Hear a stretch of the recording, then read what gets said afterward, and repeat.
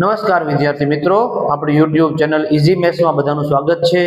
તો ગઈકાલે આપણે ધોરણ 10 નું અસાઇનમેન્ટ જે છે વાર્ષિક પરીક્ષાનું અસાઇનમેન્ટ એની અંદર આપણે 27 પ્રશ્નો સુધી ગણતરી કરી હતી, બરોબર। તો આ જે છે પ્રશ્ન પત્ર નંબર 2 એમાં આપણે વિભાગ બી ચાલે છે, વિભાગ બી, બરોબર। આની અંદર આપણે જો 27 પ્રશ્ન કર્યા હતા, 28મો પ્રશ્ન આવ્યા છે। તો 21, 18, 15 નું કયું પદ -81 હશે એવું પૂછ્યું છે, બરોબર। તો એકદમ સિમ્પલ છે, આપણે આમાં સૂત્ર જાણીએ છીએ। પહેલું પદ આપણી પાસે a બરાબર 21 મળે અને સામાન્ય તફાવત d।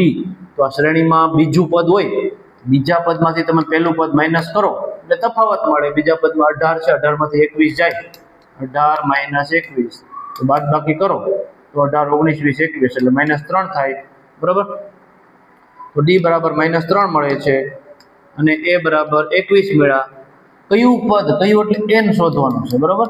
હવે -81 ને આપણે ધારવાના છે, ધારી લેવાનું। ધારો કે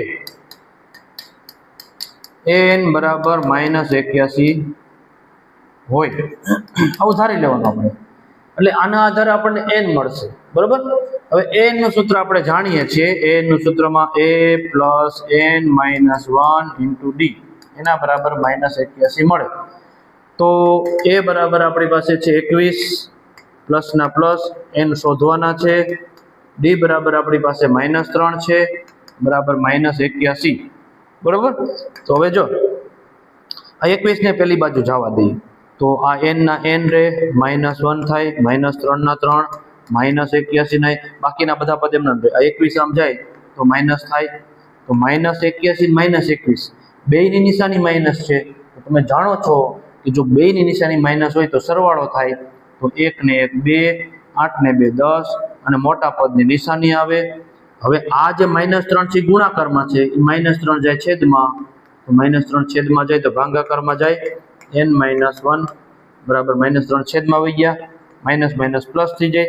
102 ભાગ્યા 3 કરવાના છે, તો ભાગાકાર કરો તો 3 તેરી 9, 1 વધ્યો 12 થયા, 3 ચોક 12 એટલે 34 આવે, બરોબર। હવે આપણી પાસે જો n - 1 છે એના બરાબર 34 વધ્યા, -1 પેલી બાજુ જવા દો તો 34 માં ઈ પ્લસ થઈ જાય, -1 આમ જવા દો બરાબર ની જમણી બાજુ તો એ પ્લસ થઈ જાય, 34 માં 1 નાખો તો n બરાબર 34 ને 35 આવે, બરોબર છે। તો લખવાનું આમ 35મું પદ -81 હશે, -81 હશે, આ આપણો આન્સર છે, રેડી। તો આવી રીતે આ દાખલો ઇઝીલી આપણે સોલ્વ કરી શકીએ છીએ। અને આપણી જે ચેનલ છે એને તમે લાઈક કરો, શેર કરો, સબસ્ક્રાઇબ કરો, બીજા વિદ્યાર્થી મિત્રો સુધી પહોંચાડો, જેથી કરીને આવા બધા અવનવા જે વિડીયો છે તેનો તમને લાભ મળે। આપણે આખું અસાઇનમેન્ટ સોલ્વ કરવાનું છે, પ્લસ પાઠ્યપુસ્તકના પણ બધા ચેપ્ટર સોલ્વ કરવાના છે, અને મોસ્ટ આઈએમપી જે વસ્તુ છે વાર્ષિક પરીક્ષા માટે એ બધી જ વસ્તુ આપણે સોલ્વ કરવાની છે। Okay, thank you very much.